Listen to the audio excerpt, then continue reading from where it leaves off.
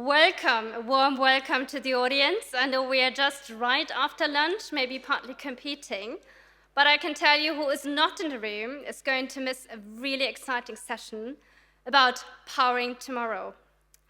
So let me just quickly start with a brief introduction to set the scene, and then I'm very excited to welcome a really distinguished keynote speaker, as well as a very distinguished panel with me later on stage. So, since the European commitment for decarbonization and sustainability, and knowing also about the 2050 net zero target, a lot of things have happened, and we are undergoing profound change. But we also know that political will is there, but sometimes the implementation is not really meeting the speed in terms of expectations, and maybe also not always the pragmatism we are looking for. Our session today about powering tomorrow, aligning energy infrastructure with net zero goals, hence is actually coming timely. And I don't think the title could have been chosen any better, because the main challenge for all of us, be it politics, being regulators, being the industry, is really about delivering a resilient European infrastructure, not only for climate targets, but also to making sure we cater to the growing demand of transporting electrons, but also specifically the molecules. The investment needs in Europe infrastructure, hence, however, are also very much enormous. And they are enormous on various parts, because it's about the electricity grid that needs to be fortified, it's about repurposing natural gas grid, it's about newly building hydrogen infrastructure, and it all comes together. But I think we all tend to say, especially as Hydrogen Europe, 3.5 or 3+1 infrastructures are cheaper than only one. So there's a huge opportunity if we really get it right, integrating planning, really understanding where demand centers and producing centers are, to actually not only save money, but really deliver in time. And why do I see this as a huge opportunity for infrastructure? Because it is the main enabler. It will really make actually it happen that we can finally store and transport renewable energy. And that is really the foundation again for resilience, but also for a decarbonized industry to come. Hence, hydrogen is a necessity, and I'm very happy now to embark with you on a great journey here and hear from all the different speakers about their thoughts and ways how to achieving it. But first and foremost, let me now welcome JERZY KOPEC. JERZY is the Deputy Director of the Department of Corporate Governance and Economy, Smart Specializations Innovations. He's the member of the Supervisory Board of MCH2 Company, and he's the member of the Management Board, Vanguard Initiative, Brussels. A warm welcome to JERZY.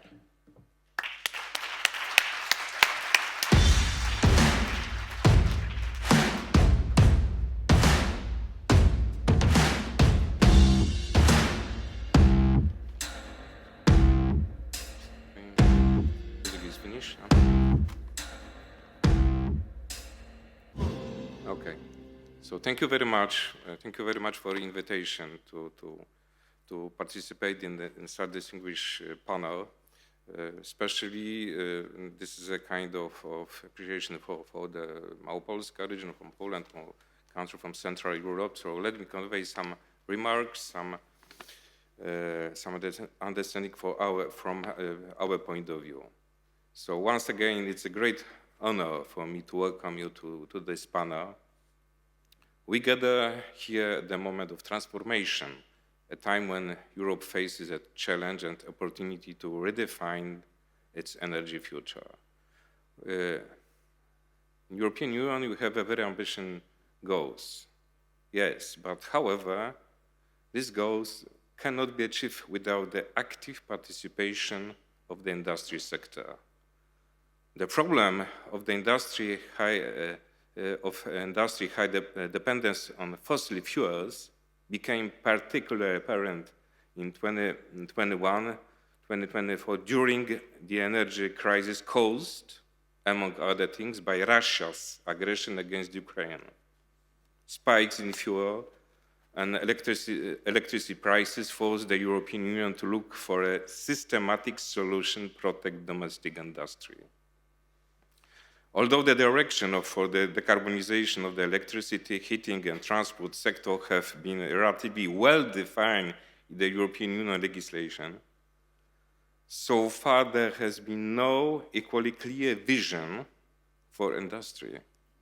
The energy transformation of this sector has been a bottleneck on the road to the European Union climate neutrality. So two documents respond to this shortage: the Clean Industrial Deal, CID, and Affordable Energy Action Plan. They aim to facilitate Europe's transition to integrated energy system by harmonizing policies, accelerating funding, and simplifying regulation to support decarbonization and energy security, thereby promoting the four infrastructure are better than one approach.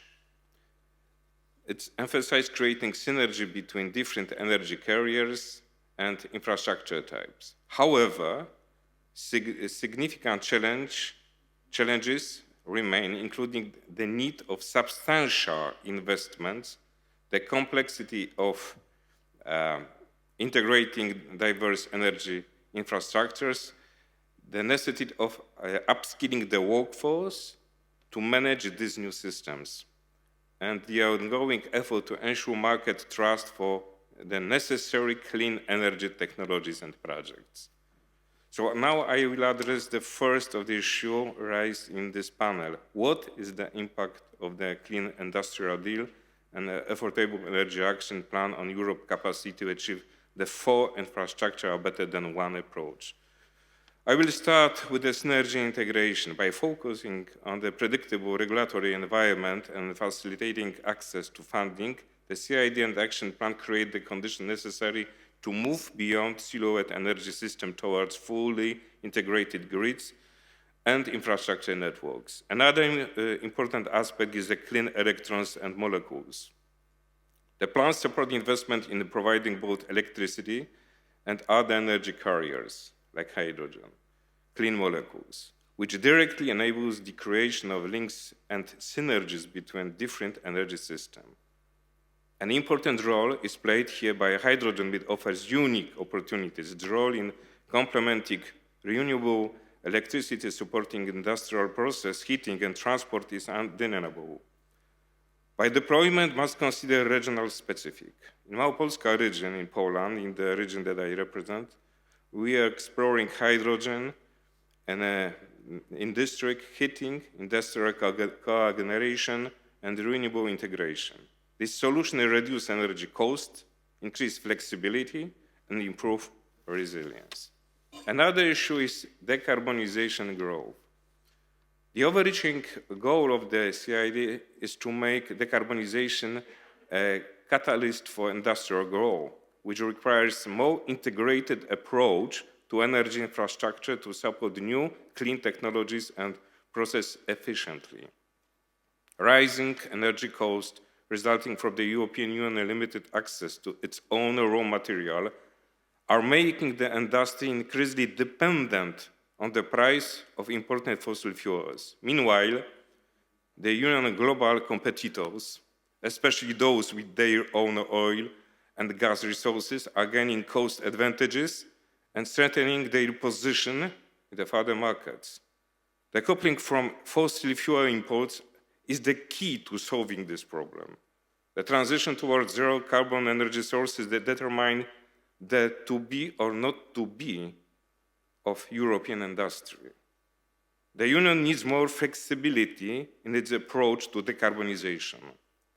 It's necessary to support decarbonization, but not only through the development of zero carbon target technologies, expensive and unavailable, but also low carbon technologies available and cost effective.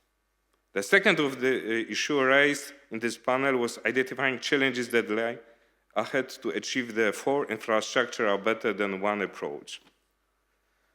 One of the main challenges here are massive investment needs. Achieving integrated net zero infrastructure requires significant and continuous investment in infrastructure. In order to ensure effective use of national and European Union funds for electrification of industry, competition criteria for the projects applying for support should be prepared accordingly. Preferences should be given to those solutions that increase the flexibility of electricity consumption, for example, by integrating electricity storage, heat storage, and cogeneration engines. The next challenge is system complexity. The challenge lies in not only upgrading, but also transforming entire energy system to be fully system integrated, which involves linking various types of energy carriers and infrastructures. Here, an example of such challenge could be the adaptation, for production process to hours of high renewable energy generation. It would be most desirable to adapt the production process to use energy only during hours of high renewable generation. However, this is not possible in most cases due to the requirement to maintain continuity of production process. Other significant challenges include regulatory alignment, skill gaps, market trust and data. I would like to be more precise about this last topic. Building investor confidence in the clean energy market is crucial, requiring accessible data and trust environment for new technologies and projects. Industry clusters and super-regional research institutions that brings together industry, science, administration to facilitate knowledge transfer and joint projects have a role to play that is difficult to overestimate. Next one is supply chain resilience. The plan FSI's open tried to build resilient supply chains, but geopolitical factors and global demand can still pose challenges to securing necessary materials and components. In this context, it is necessary to build trans-regional value chain in Europe, so that regions such as Malopolska can benefit from cheaper green hydrogen production from the south of the photovoltaics and north, wind energy. Local supply chain must be an important part of this system by supporting small, medium-sized companies that can become involved in the production of components, servicing, installation, and ancillary technologies. Just to summarize and to finish, European industry needs to reduce direct emissions, but also adapt to interact with the dynamically changing electricity system. Decarbonizing the sector is a prerequisite for maintaining competitiveness, reducing dependence on fossil fuel imports, building technological independence, and increasing resilience to political and military risk. Due to the different technological process in the various industries, there is no universal scenario for the transformation of the sector. Therefore, a regulatory policy must support a broad spectrum of the zero-carbon technologies. The electrification of industrial heat requires the dynamic development of the new RES capacity. It's crucial to achieve synergy between electrified industry and the electricity system. This will be made possible by industry investment in the flexibility such as energy storage, the diversification of power sources, as well as support of the decarbonization process by the regulator and the legislator through the creation of industry-specific regulatory environment. In particular, a tariff system. In my region, Malopolska, we are already seeing the benefits of the four, and infrastructure are better than one approach. Cooperation between public authorities, industry, and communities is essential. The energy transition is not a top-down process. It requires engagement, trust, the active participation from the citizens. Without it, even the best technologies cannot succeed. Ladies and gentlemen, distinguished guests, today's panel brings together distinguished experts to discuss how we can achieve this vision. I am confident that your insight and debates will provide valuable guidance for policymakers, industry, and the regional authorities. So thank you very much for your attention, for your patience, and I wish you a lively and fruitful discussion. Thank you very much for your attention. Thank you so much. Thank you so much, JERZY, for actually framing the discussion. And I think, as we heard, there's quite some ambition in the room, but also quite some challenges. I will now just call on the different panelists one by one and would really encourage you to join me here on the panel. So first of all, Mechthild Worsdorfer, Deputy Director General at the European Commission's DG Energy since October 2021. Mechthild, you can already join me here. She leads the coordination of the just and green energy transition, oversees REPowerEU, renewables deployment, energy efficiency, and use security of supply. So really great to have you today on board. Please a warm applause for Mechthild. I would now like to invite Christoph van den Busche, Managing Director Cascade Gas Transport since 2009, and Nel Gas Transport GmbH. He is a board member at ENSOG and active in Aquaventus. And he's also appointed president of NOH. Warm welcome for Christoph. Next to join me here is Chilla Bartok. She's from ASA, acting head of infrastructure, gas and retail department since 23, and has come with a wealth of experience also previously in gas market and energy retail. Warm welcome, Chilla. Charlotte Ruhl, Vice President Hydrogen Energy since 2025 and CEO of Storengy and President of Gas Storage Europe Association. Warm welcome to you, Charlotte.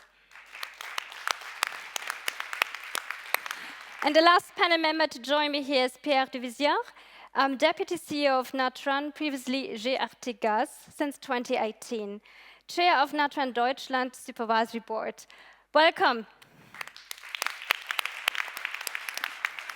So with so much expertise on the panel, I'm pretty sure, and I'm looking forward to hopefully also a little bit of a lively and provocative debate. Let me start with you, Mechthild.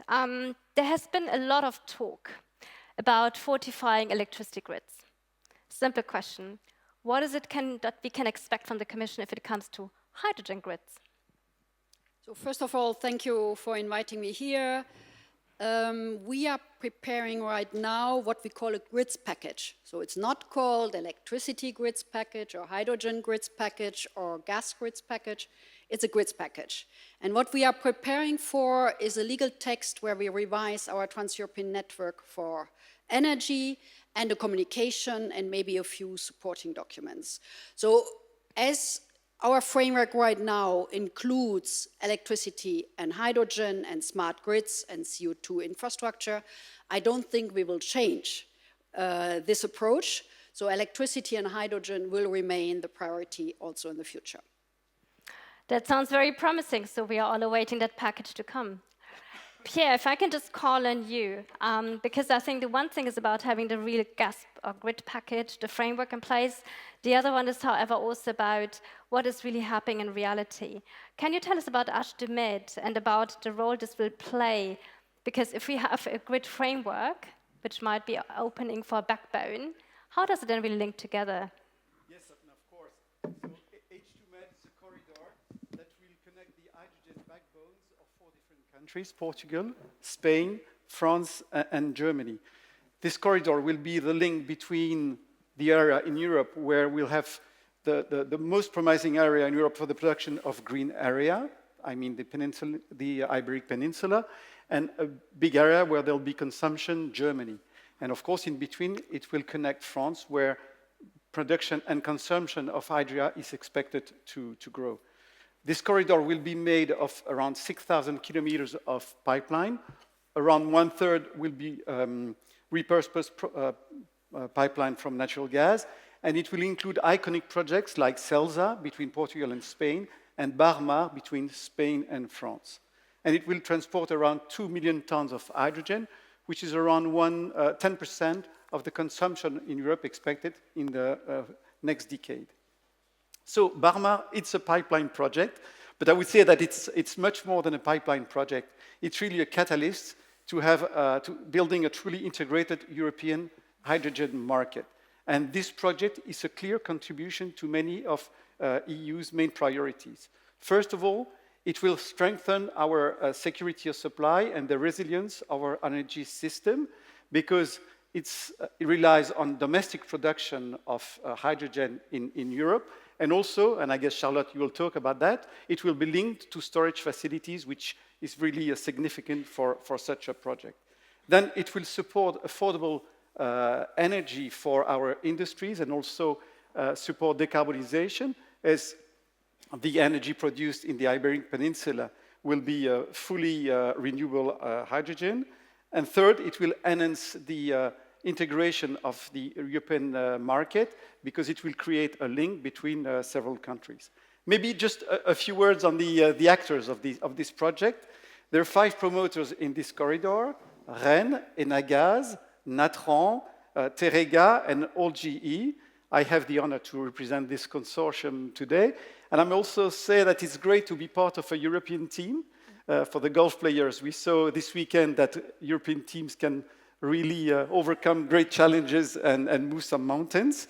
We are all HTNO candidates and member of the NOH, whose president is also on this panel, which shows that we are really committed to the success of the hydrogen market and to this corridor. But beyond the 5 promoters of this project, we have the support of our 4 member states.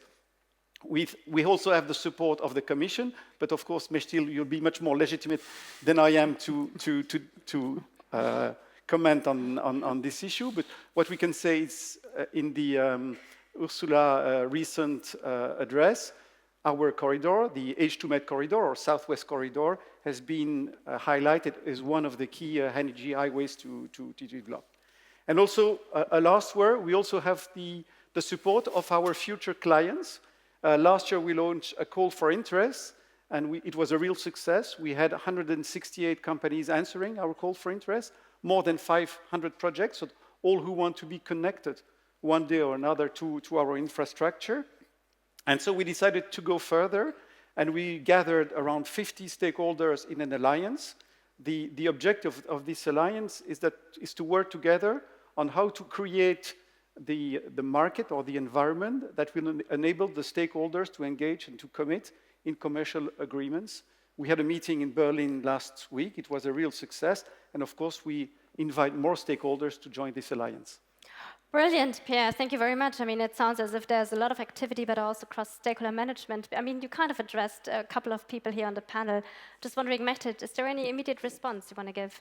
So, first of all, maybe I should have started that the grids are the backbone of the future energy markets, and we need supply, demand, but also the grids. So, all together, we need to scale up the hydrogen market, which is still rather nascent, and we need the necessary conditions. And the grids package will address some of them, like permitting, cost sharing, more European planning, and so on. And then, in addition, what also the President von der Leyen said, and you were referring to it, we are living in a geopolitical context, as we all know, where we need to take into account, of course, the international dimension, the continuity of the climate dimension, competitiveness, affordability.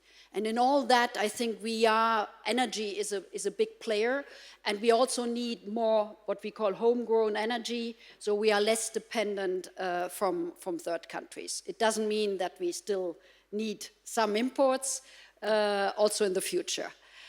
In that context, it was also mentioned that we will focus on 8 energy highways, which are basically 2 hydrogen corridors, and one was Med, and I think H2Med is indeed a very good example of cooperating in the southwest part of Europe between Spain and Portugal, which are in energy terms still rather isolated, with France, and then Germany, where we also expect a lot of demand for hydrogen. So I think this is one of the key corridors. As I mentioned, there are 8 energy highways where we are focusing on. Each of them is very different from the other one. It's both electricity and hydrogen, but it's also in terms of preparing and advancement, they are quite different. But these are the big priorities. It doesn't mean that in order to do that, we might need a few other links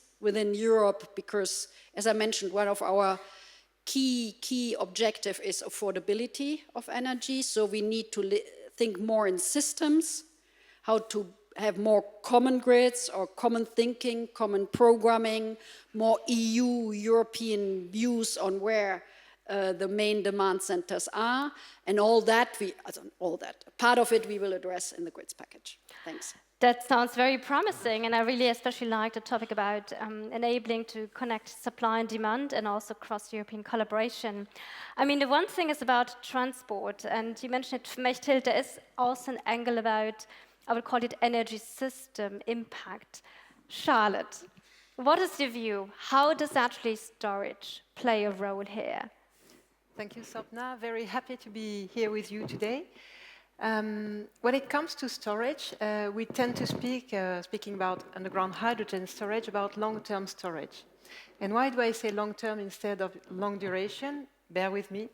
It's because it starts with the power system. More and more renewable power production is on the system. It's already a reality. And we see an increasing gap where we have mismatch between too much production and too low a demand. And that's for slots of more than 10 hours. And this is where hydrogen comes as a solution. We are not speaking about creating additional, I would say, system, and that's where we need to consider, I mean, power system, hydrogen, gas, and potentially CO2, but that's not my point. It's really about hydrogen. To have something that is affordable in terms of energy transition. We reuse part of the assets that we have already. And when we have power supply, which is not used actually, instead of wasting it, we convert it. We convert it to hydrogen, meaning we work more and more on having a hydrogen which will have lower cost of production because it benefits from those lower costs. Just to give you a figure, so let's go a bit outside of the EU. It is estimated that in the UK, but actually we are not that different, by 2035 we will have 55% of hours at zero or lower than zero in terms of price. So we really need to make the most of that to make energy transition a reality and an affordable reality. And then why long term? When we consider underground storage, it comes with hydrogen production. Okay, it can be used as hydrogen, but then you need a constant supply. And so you cannot have that from electrolytic production only. You need to have the storage to balance so that you can address industrial use typically. But then the way we do that anyway is through salt caverns. So you have a scalability. You can accompany the development of the electricity system typically with more and more renewable, with that solution that will help you manage flexibility over time. And I have plenty of other things to say, but I will go on later on. I think that very clearly already depicted the importance, the role hydrogen storage plays. And you had some cues around the flexibility, but you also talked about reusing already existing infrastructure, which I think is a very interesting perspective now to you, Christoph. What does NOH really think about it? I mean, repurposing natural gas infra, and I would now include, whether we talk now transport grids or storage. What's your view on that? Well, in theory, it sounds great to repurpose. In theory, in practice, I do hope. In reality, let's start with the theory. Okay. It's a big advantage because on the one hand, you reuse existing infrastructure in times of recycling. I think it makes a lot of sense in times of circular economy that you don't get rid of what you don't need anymore, but really reuse it. It's by far cheaper than constructing new infrastructure. But I think the major advantage, which is a lot of times forgotten, is that if you reuse pipelines, which formerly have been used for natural gas, now for hydrogen, they are already existing. So this gives a lot of reliability regarding the timing of the projects, and not to mention public acceptance. And public acceptance is definitely one of the major challenges when constructing new infrastructure these days. These pipelines are already existing, so they are accepted, they are laying in the ground, and I would say more or less nobody really cares how they are used.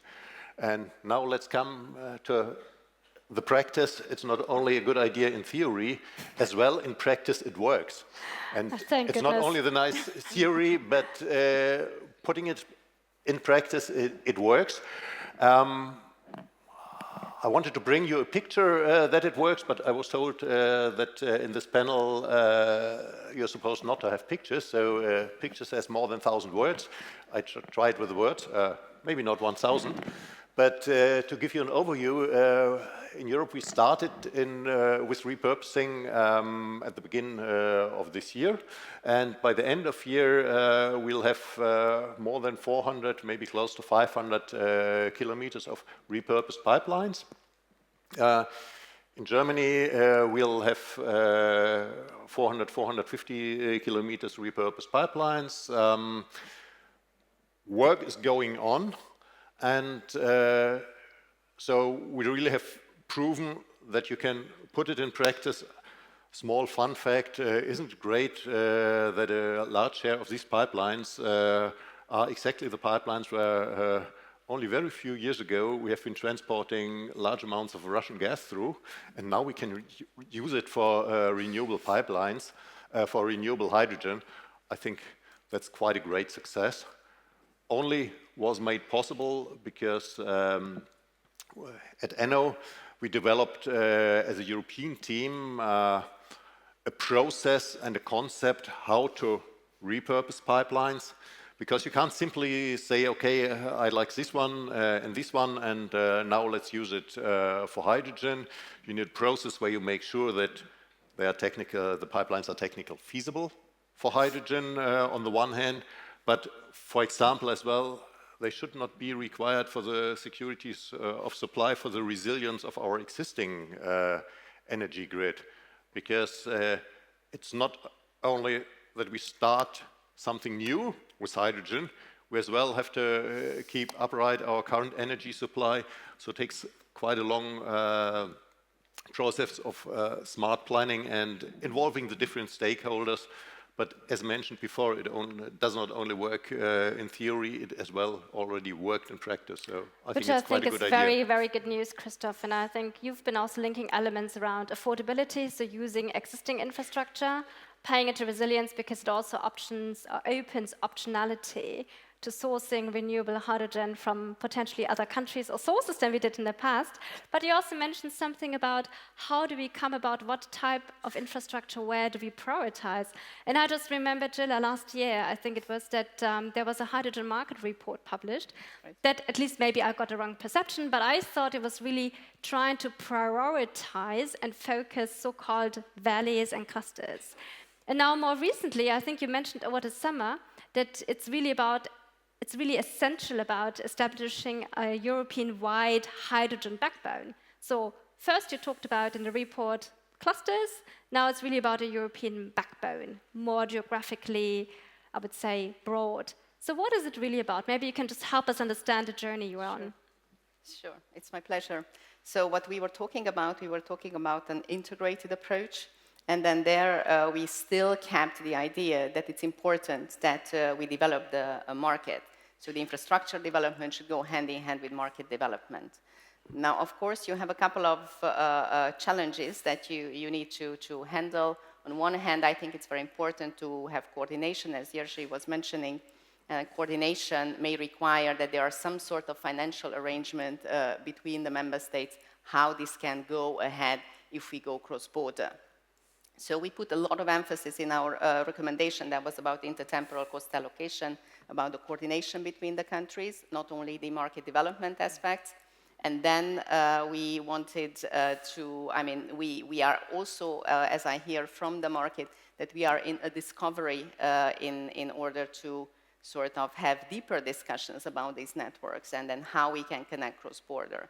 And one challenge is this uncertainty about the demand, and then you have two countries who have to or three or more, coming together, and they have to figure out what's happening with the demand in the different countries, and whether there should be some sort of shaking of a hand, you know, how you would be financing, how you would be sharing costs. We have in the mature systems a better understanding on how this could be done. In a mature market, you would be knowing what is the demand that would come on the various parts of or the various sides of a border, and then you are able then to sort of to do a cost sharing. This may be a little bit more difficult in the case of hydrogen. What do you mean it's a bit more difficult in the case of hydrogen? Because you have uncertainty about demand, so you don't know what demand is coming on long term, and sort of you would need to build infrastructure for long term. So you would have a discussion about, you know, what is happening on the sides, on the two sides of the border. So that's a bit of a challenge, and I think it will come late. It has to come out later on in the panel. I think it's kind of super fundamental discussion that is happening there. I would say it's coming now. All right. Because the uncertainty of what's happening across the border, I think, I mean, you kind of mentioned it. It's about the risk aspect, the uncertainty, but also finance and funding being required. Mechthild, what are the thoughts of the Commission to actually help de-risking investments and making them real progress? So I think there is indeed an issue of demand. I mean, as for all products, you need supply, demand, and the infrastructure. I think on the supply side, infrastructure side, there had been a lot of progress. And on the demand side, there are discussions, of course, and there is studies and talks, but I think we need to look into it. And I think you're right, we need some financing, de-risking, and a regulatory framework which is giving stability and predictability. On the regulatory framework, member states are right now implementing what we have proposed and co-legislated agreed, like the Renewables Directive, where there are sub-targets, like the decarbonized gas and hydrogen package. All these needs to be implemented by member states. We are helping them, but there are delays. And that would give even more stability, predictability. I think we had a lot of discussions to prepare it, and now implementation is key. And there are a lot of very good elements in that implementing. And if we would do so, we already studied that, and I think even ACER gave a study on if we would have implemented everything which is on the table, prices would go down. So there are many examples. So this is the first. We, of course, came out with the delegated acts. And the second one, the low carbon one, is right in the scrutiny phase by Parliament and member states. And that would really give the regulatory framework where we have been working on, and a lot of discussions came into it. And I would say that gives some more predictability, which is needed. On the financing side, there are several elements from the EU side, but of course we need private financing. The whole point is to get private financing. Public financing can help. We have CEF, our Connecting Europe facility, which we are very pleased that the Commission, and I think it's thanks to all our work on saying how important grids are, that the Connecting Europe facility, which is 5.8 billion right now for this current framework, is our proposal from the Commission is nearly 29.9 billion euros for the next MFF. This is 5 times more than we have now on the table, and that is exactly for the cross-border flagship where we can see an EU added value in connecting different member states together. So I think the CEF has delivered and can in the future deliver. There are other elements like the hydrogen band, innovation fund, IPSIS. I mean, there are a lot of tools also in the area of hydrogen which can help. But of course, a lot more needs to come from the private sector. That's very, very clear. On de-risking, we are working with our EIB, and I think first steps have been taken, and we really need to go deeper into it. So that point on how to de-risk, we have some examples from other sectors, but also for hydrogen, we are pursuing the discussion with EIB. And some of that, what I just said, will be also reflected in the package we are preparing for the end of this year. I have to say it's very impressive listening to you if I think about the budgetary commitments, especially for CEF. But let me put some water into the wine, because I'm not a panelist, a participant, but just the moderator here. I mean, you rightfully called out that member states are very hesitant of actually implementing RED 3. And hence the mandates, coming back to your point, Chile, yeah? What is really the demand certainty? One of the reasons also why member states are hesitant is because they don't really see how industry would be able to afford.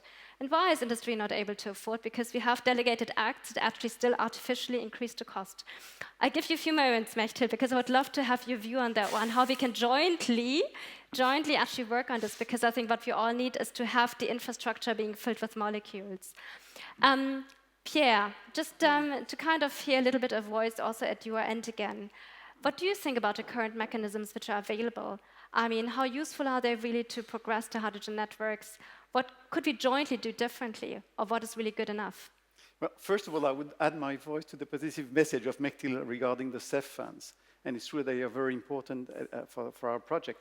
If I look at the H2Med corridor, all sections of the project have been awarded PCI status, and it's altogether it's around 1 million euros of CEF funds that allow the projects to advance and to advance as expected, really at a solid pace. But of course, when we look a bit further ahead at the FID, this will clearly not be sufficient. We need a mechanism of another scale. Of course, it's our role to bring together producers and consumers, and it is also our role to match the gaps between expectations, standards, and schedules around the 4 countries. But clearly, the industrial commitments will not be sufficient to balance the risk of this project. And somehow, Mechtil mentioned private financing, but we will need, I'm sure, public support to de-risk the project and to allow private financing to enter into this project. I would add one other comment specific to H2Med, but there are probably some other similar projects, is that it's a cross-country project. And so, of course, there are mechanisms that are national mechanisms to support the investments, but we think we need another type of mechanism, which are either European or transnational mechanism to help finance these projects because they have cross-border benefits. And of course, well, we expect that the common grid package will solve the gap and bring a solution to this issue. And of course, we are ready to enter into discussions on the best mechanism to find the answers. Very good. I mean, we heard about the grid package that's coming through. We haven't really talked about the gas package. Now, just looking to you, Christoph, one more time, because I think there has been some conversations between NOH and NOG and CG, as I understand. Any preview, any early conclusions that you could share with us, and how would that help now thinking about de-risking and actually making sure that the right frameworks are in place? Yeah, I think especially for hydrogen, it's important that this topic now really gets the attention it needs. Because if we want to build up a new infrastructure for hydrogen, we definitely need to make sure that financing is existing. A lot of our mechanisms which can be easily applied in the gas market, in the hydrogen market, can't be transferred one-to-one to the hydrogen market, because when talking about who has in the future which benefits, and this would be the basis for cost sharing, well, if you're talking in existing markets, who has which benefit, you already can have strong discussions, but for not yet really existing market, discussing what's the share of which benefit is quite difficult. Therefore, at NOH, we have been tasked by the Copenhagen Forum to develop certain de-risking mechanisms, and we already heard here the basis should be that it's private financing as a basis, so not simply pouring EU money on it. However, we will require some EU risk-taking. And I think in different countries, different models have been developed. In the next speech, I think we'll get an introduction to a very nice example from Germany, how such a model could look like, where we at NO now do focus on is how can this work on a European level? Because it's nice if it works in one country and we can set up an energy system which is financed in one country. However, as we heard from Pierre, If we want to move the hydrogen from Spain via France to Germany, it takes at least 3 countries to agree, and that's one of the, let's call it, easy import corridors. I can think of some more corridors where by far more than 3 countries are involved, and that's why the next big step is defining a mechanism or adapting the mechanism which already works in one country on a European level.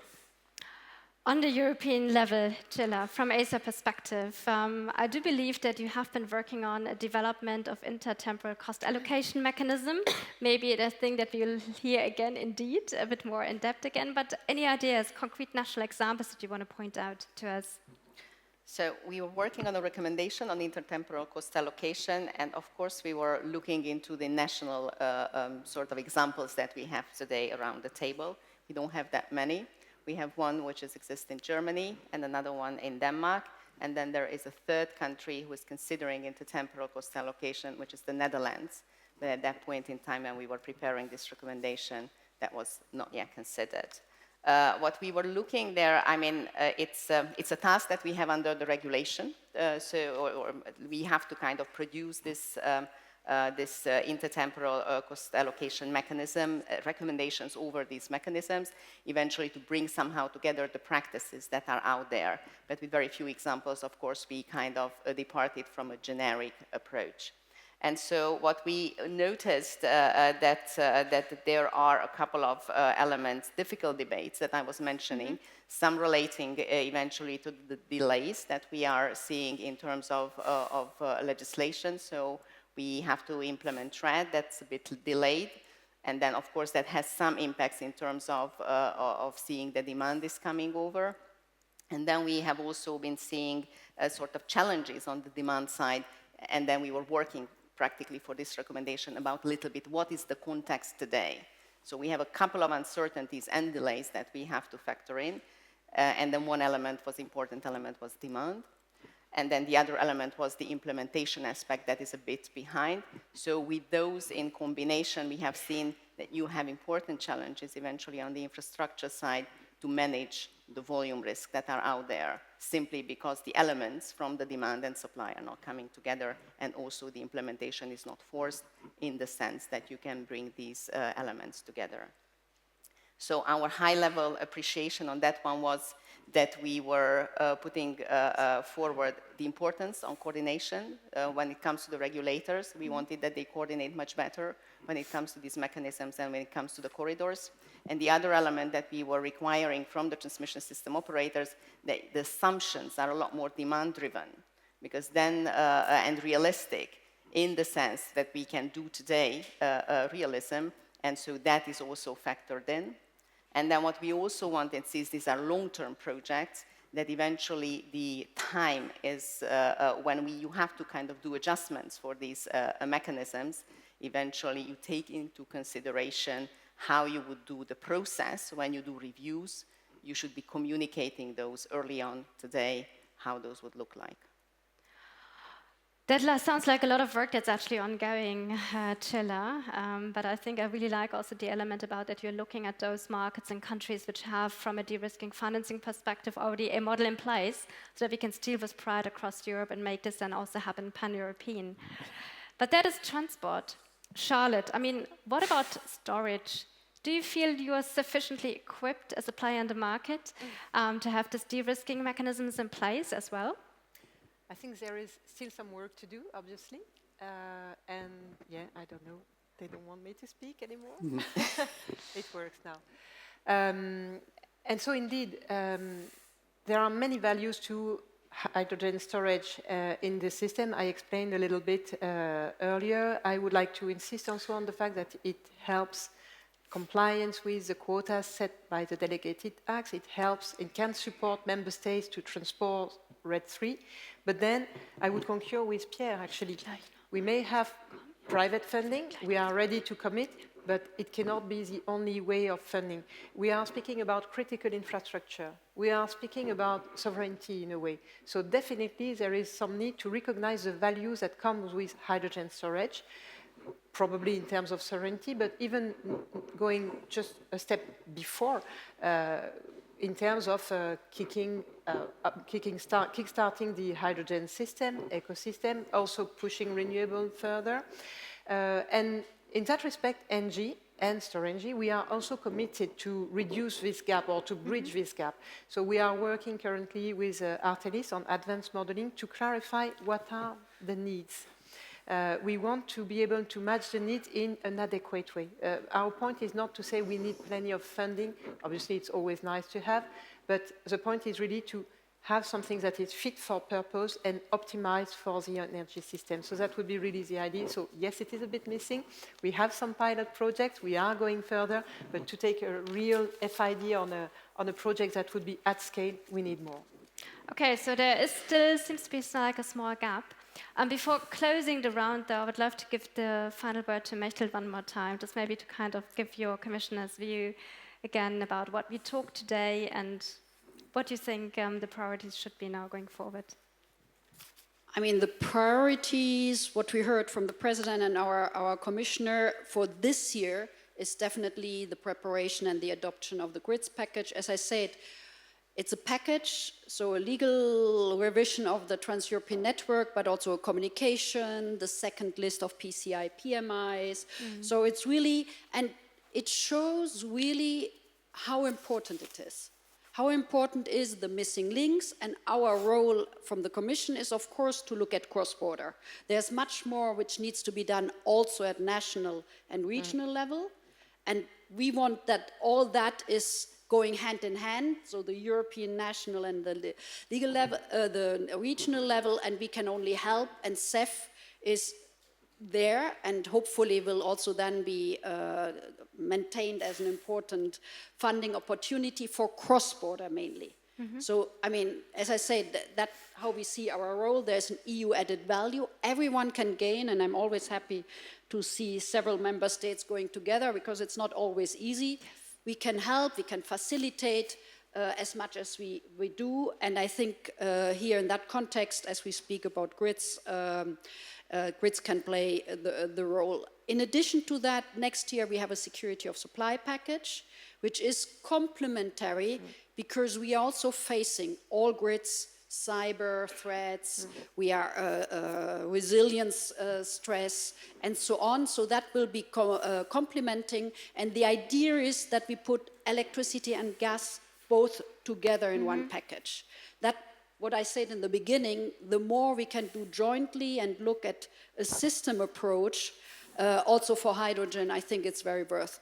And we are also planning, before I get the question, a hydrogen strategy, an update on the one we did in 2020. We need a bit more evidence on what is happening, what also member states are doing in the national energy and climate plans. I heard this morning there's a national hydrogen strategy in preparation, and maybe we hear more. So we are looking at all that, and as we have committed, we will then come out, once we have a bit more evidence, a bit more input, also planning a European hydrogen strategy, really to look at the bigger picture, and I think all your input on the discussions we just had is extremely useful. Thank you. Thank you so much, Mechthild. I mean, we are definitely looking forward to the hydrogen strategy. I think all eyes on the Commission. And we know how much work you're all delivering. And I think listening to the feedback and I think how we can bring this forward would be very, very helpful.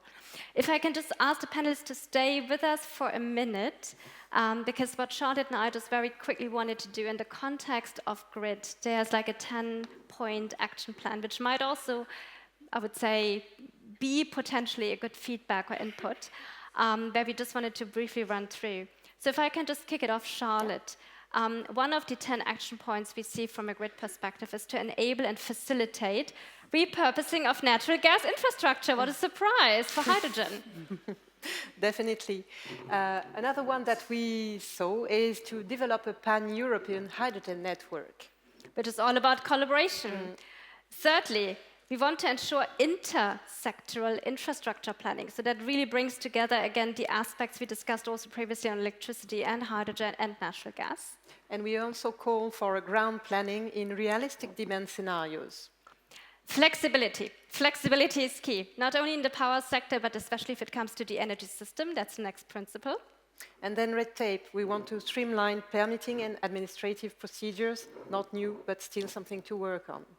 And then also something we've heard quite a bit about, regulatory clarity on cross-border investments. Reinforce and diversify EU funding tools. And introduce new de-risking and financing mechanisms. So, yeah, adapt state aid rules to support infrastructure.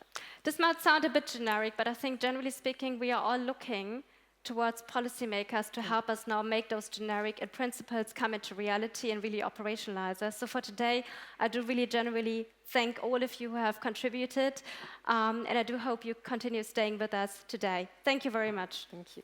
Thank you. Thank you.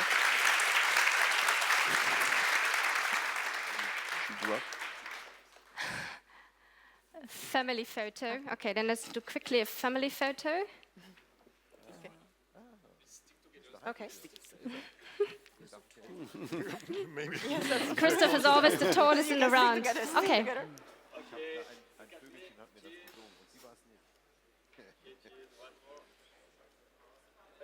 Thank you. Perfect. And actually now we'll have the chance of watching a very brief video coming from the German Ministry of Economic Affairs and Energy.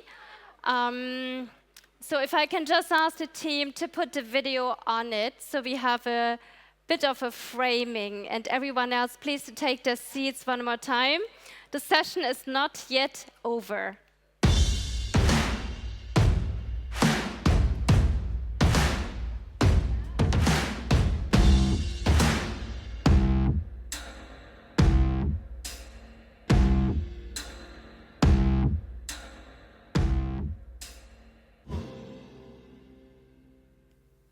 Distinguished guests, colleagues, Commission representatives, ladies and gentlemen.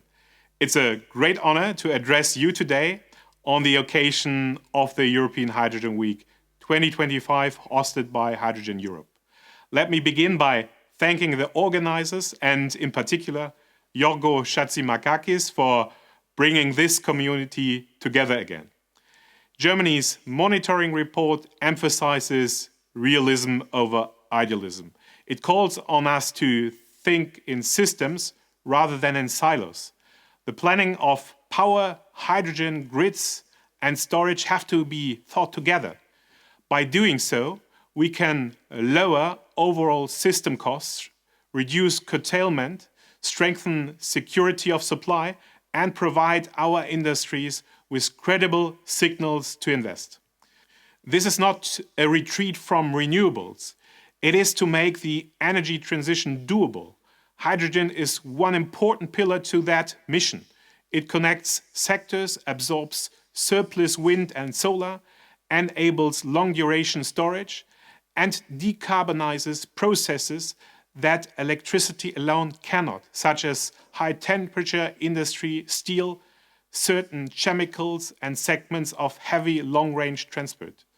In the ramp-up phase, we need resilience alongside ambition.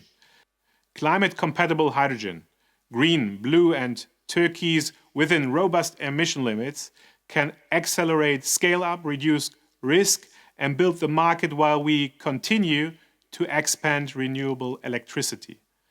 Technological diversity is important. It is risk management in the service of competitiveness and climate goals. Our approach to rules must be equally pragmatic. Over-complex and excessively rigid definitions can stall projects that would otherwise be bankable. The responsible path is simplification to enable investment. The monitoring report points the way. Clear, simple, and reliable rules that move projects from paper to construction. Above all, we must choose action over deferral. First steps, even if imperfect, are much better than perfect plans that arrive too late. Every month that we advance infrastructure, flexibilize demand such as electrolyzers and storage, we lower system costs, relieve grid stress, and secure value chains and jobs in Europe. Germany will play its part and work closely with the European partners to align our plans for the electricity grid, the hydrogen backbone, and storage. We will prioritize resilient supply chains for key components, and we will support scale-up where markets are not yet mature.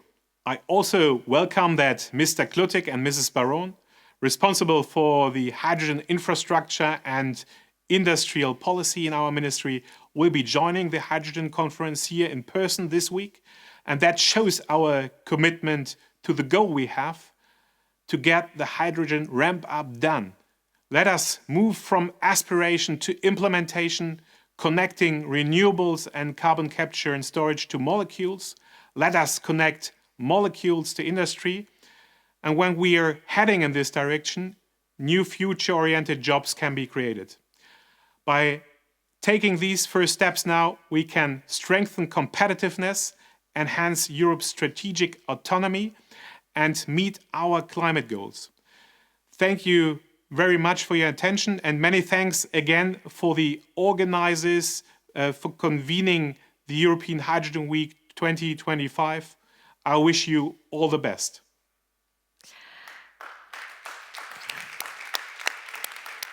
So that was Stefan Ruhnhoff, Parliamentary State Secretary in the Ministry of Economic Affairs and Energy, and he already alluded to our next guest on stage, next speaker, Mr. Bernhard Klutik, Head of Department, Economic Stabilization, Energy Security.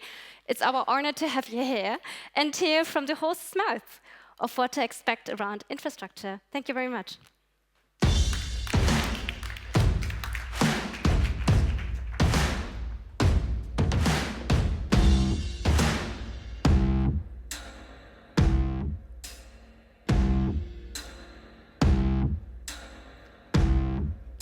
I don't really know whether I'm supposed to rap my speech, but oh no.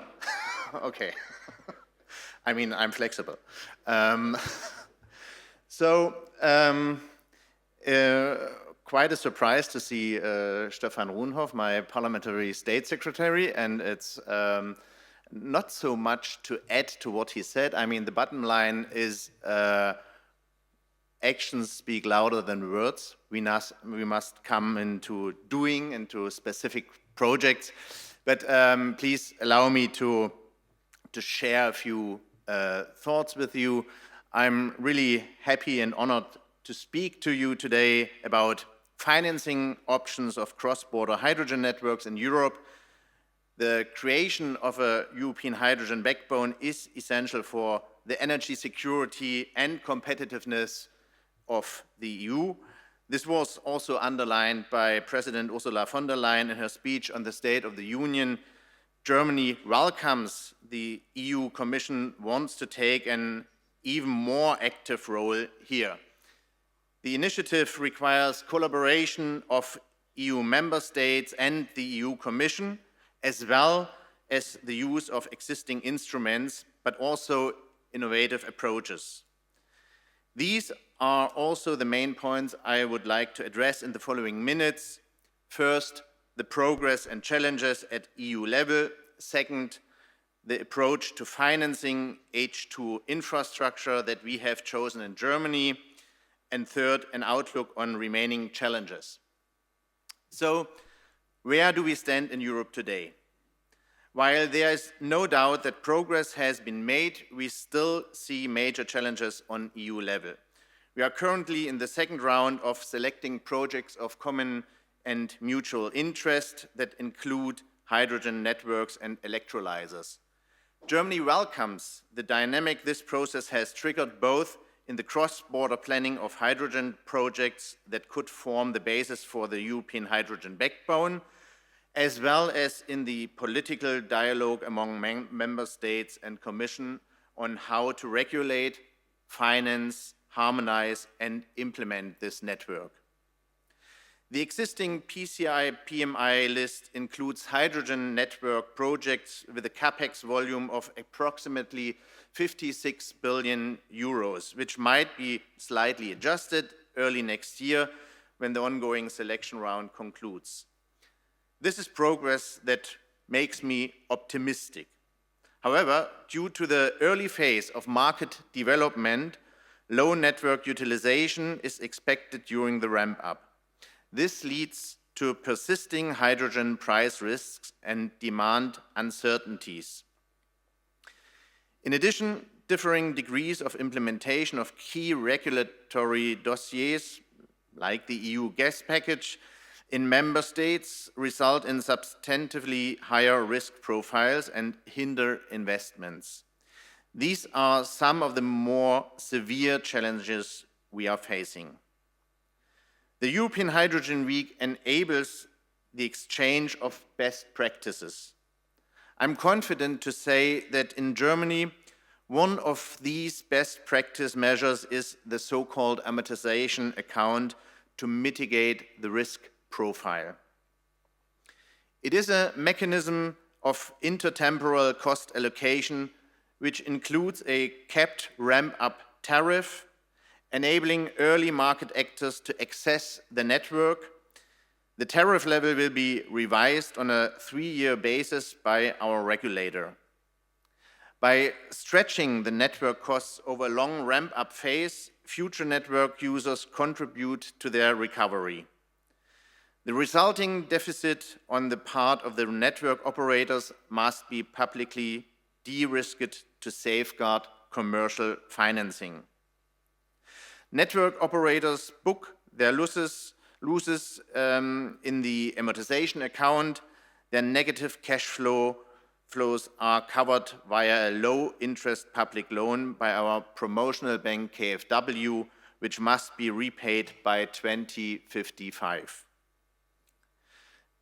The federal government provides a long-term guarantee to cover 76% of a potential deficit remaining in the amount in 2055. When network usage rises, the deficit will start to decrease around 2039. If the account balances itself by 2055, in case of a successful ramp-up, no subsidy is paid. While we see some hydrogen projects being cancelled or delayed, we also have initial offtake agreements being signed within the German core network, or even for first cross-border supplies to industrial consumers in the refinery and steel sector. Simultaneously, the first tranche of the KfW loan has been dispersed, enabling commercial banks to provide long-term project financing to network operators. We believe that publicly de-risked and regulated intertemporal cost allocation mechanisms can be a viable approach also for the EU level to accelerate the creation of a largely privately financed European hydrogen network. Germany's experience with the amortization account might be a useful reference. Germany favors a joint European effort by market actors and public authorities from the national and EU level to de-risking the larger trans-European hydrogen network in which our core network will be embedded. Beyond that, we work actively with our neighboring countries on strategic import corridors. For instance, the South and Southwest corridors, the cooperation with the Benelux countries, Denmark, and the broader North Sea cooperation. This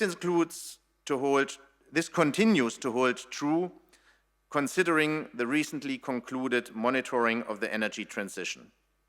While the study confirmed the relevance of hydrogen imports for the German energy transition, it also outlined the clear need for regulatory readjustments to address the price risk still facing renewable hydrogen.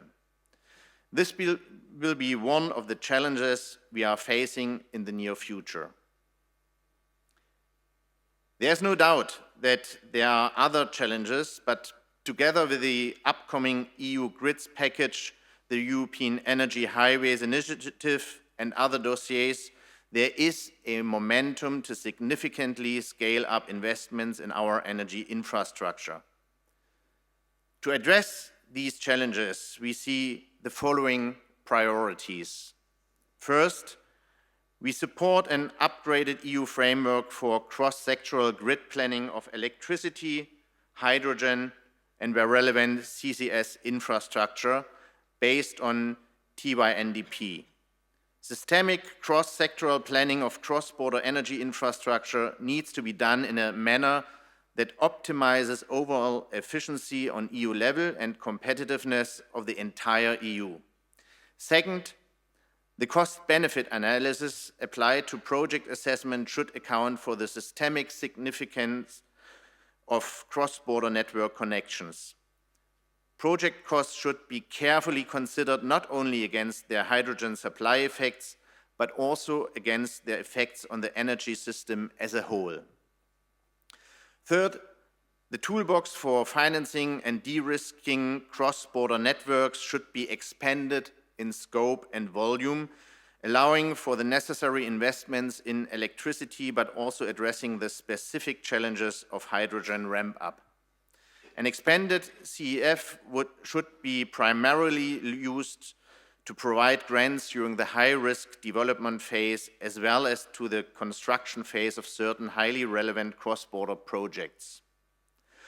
Fourth, cross-border intemporal cost allocation backed up by multiple member states can provide long-term guarantees and safeguard investments for the consumption phase. Additional funds at EU level to partially assume a portion of risk in cross-border projects should supplement joint efforts by member states. And lastly, the business case of hydrogen networks needs to be strengthened. The price gap still hampering offtake agreements needs to be addressed through a pragmatic reform and adjustment of the Delegated Act RFNBO criteria. Additionally, we should further develop and apply the European Hydrogen Bank as a key funding instrument also for hydrogen corridors to accelerate first mover projects. On the off-taker side, lead markets, quota, and green procurement measures will help to build a business case for hydrogen off-takers. These measures will be critical in building a resilient, sovereign, competitive, and decarbonized EU energy system in the future. I look forward to discussing these issues with you further. Thank you for your attention.